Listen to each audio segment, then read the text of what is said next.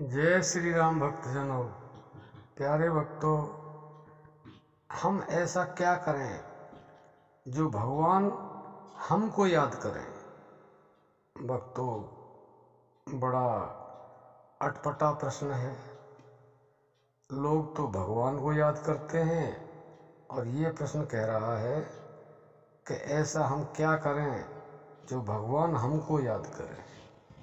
भक्तों, अटपटा लग रहा है ये प्रश्न, लेकिन बहुत ही अत्यंत गूढ़ रहस्यमय प्रश्न है और इसका उत्तर भी बहुत ही सरल है।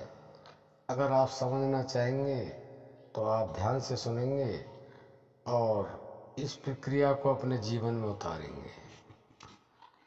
ऐसा हम क्या कर सकते हैं जो भगवान हमको याद करें। भगवान ने स्वयं कहा है कि जो मुझे जिस तरह से भजता है मैं भी उसको उसी तरह से भजता हूँ। तो भक्तों, हमें क्या करना चाहिए, इससे थोड़ा सा तो स्पष्ट हो ही जाता है कि हमें भगवान को इस तरह भजना चाहिए कि भगवान हमें याद करें। भगवान हमें किस तरह से याद कर सकते हैं?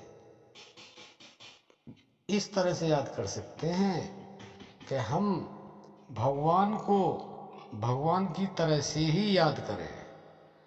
वह क्या प्रक्रिया है, बड़े ध्यान से सुने। वह प्रक्रिया है भगवान की अनन्य भक्ति।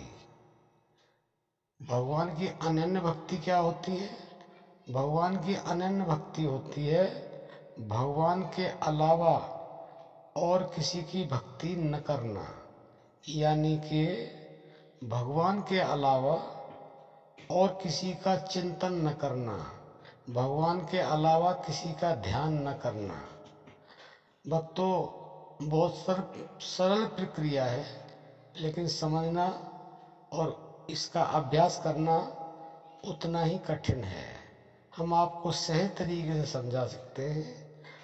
आप केवल और केवल अपने मन के द्वारा केवल और केवल भगवान का चिंतन करें और भगवान का स्मरण करें और किसी का न करें। इसका प्रयास आप निरंतर करते रहें तो कुछ समय के बाद आप अनन्य भक्त हो सकते हैं। यानी कि करत करत अभ्यास के जड़ मत होत सुजान। भगवान जी कहते हैं कि मैं अभ्यास और वैराग्य के द्वारा मिल सकता हूँ। तो भक्तों, आप भगवान की अनन्य भक्ति करें, यानी कि ज़्यादा से ज़्यादा समय आप भगवान का चिंतन करते रहें। जब आप भगवान को याद करेंगे तो भगवान भी आपको याद करेंगे। यह वह कार्य है जिससे भगवान आपको याद करेंगे, क्योंकि आप भगवान को याद कर रहे हैं। तो भगवान कहते हैं जो मुझे जैसे भजता मैं उसी को वैसे भजता हूँ। तो भगवान को आप याद करेंगे तो भगवान भी आपको याद करेंगे। तो प्यारे भक्तों, हम उम्मीद करते हैं आप समझ गए होंगे और आप भगवान की अनन्य भक्ति करेंगे और तो भगवान आपको याद करेंगे और हमेशा आपके साथ रहेंगे। अब हम अपनी वाणी को विश्राम देते हैं। जय श्री राम।